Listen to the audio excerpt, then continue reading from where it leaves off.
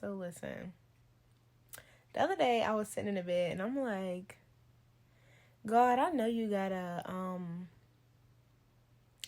have a lavish like life for me because like I love things of luxury, right? And like I was sitting here thinking about how like everyone was like, we outside this summer. And I'm like, my outside and their outside is not the same thing.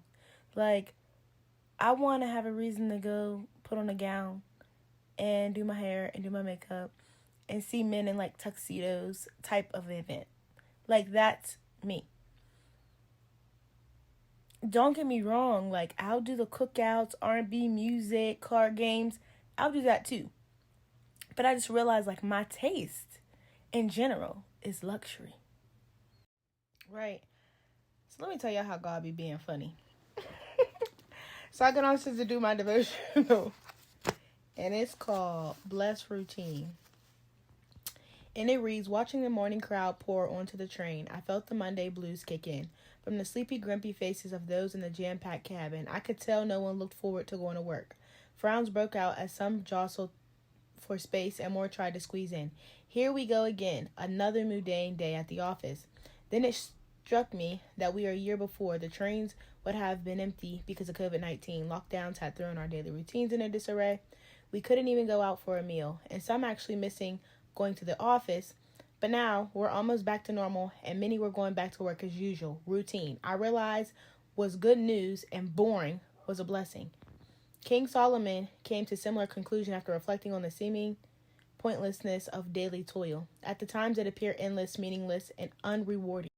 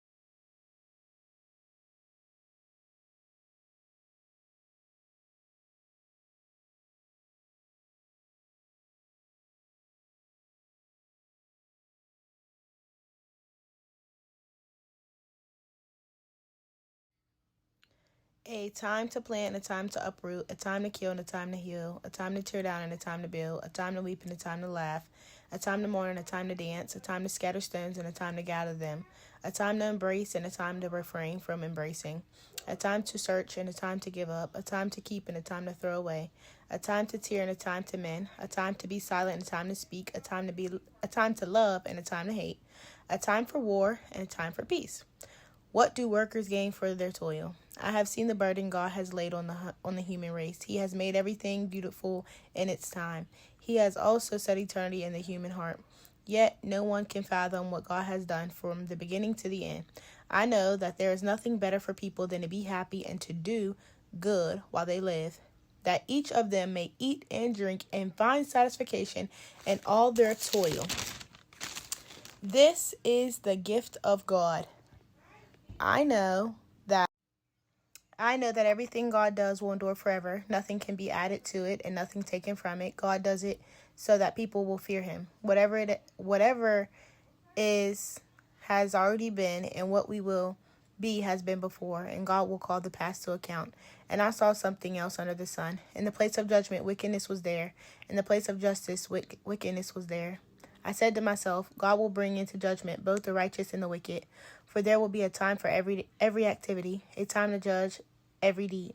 I also said to myself, as for humans, God tests them, so that they may see that they are like animals. Surely the fate of human beings is like the fate of the animals. The same fate awaits them both. As one dies, so dies the other.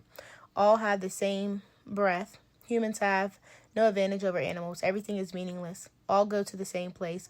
All come from dust, and to dust all return. Who knows if the human spirit... I know that everything God does will endure forever. Nothing can be added to it and nothing taken from it. God does it so that people will fear him. Whatever is has already been, and what we will be has been before, and God will call the past to account. And I saw something else under the sun. In the place of judgment, wickedness was there. In the place of justice, wickedness was there. I said to myself, God will bring into judgment both the righteous and the wicked, for there will be a time for every activity, a time to judge every deed. I also said to myself, as for humans, God tests them, so that they may see that they are like animals. Surely the fate of human beings is like the fate of the animals. The same fate awaits them both. As one dies, so dies the other. All have the same breath. Humans have no advantage over animals. Everything is meaningless. All go to the same place. All come from dust, and to dust all return. Who knows if the human spirit And it says, who knows if the human spirit rises upward and if the spirit of the animal goes down into the earth. So I saw that there is nothing better for a person than to enjoy their work, because that is their lot. For who can bring them to see what will happen after them? Okay, y'all. So listen, basically, like I said, I was over here thinking about like luxury and the things that I like and like my taste and all that. And basically, like, God just kind of like pipe down, you know what I'm saying? Like, continue to be humble. Like, when the time is right, like, you'll experience those things because God knows the desires of your heart. But what he's reminding me of within this whole like luxury idea I was talking to him about was that we often overlook the simple things within life. Those little things like, I don't know, waking up in the morning, spending time with people, your family's alive, you have clothes on your back, you have a roof over your head, you have food that's going into your belly. Like, there's a lot of things that we overlook on a day-to-day basis simply because our minds are focused elsewhere. So yes, that was my little tidbit for y'all. So for all the girlies out there who, you know, you just feel like, I don't know, like, you love luxury and you just don't like, everybody be like, I'm outside, and you be like, I'm inside. Like, you just don't feel like, you just feel like you got a real expensive taste. I should say that. You feel like you got a real expensive taste, but you don't feel like you live in exactly that. I just want to let y'all know, first and foremost, God knows the desires of your heart, so he will give you all the desires of your heart if you trust and you believe in him. And second, also be thankful for what it is that you have. Don't ever overlook the things that you do have and what God bless you with today, because that alone is a gift from God. Love y'all.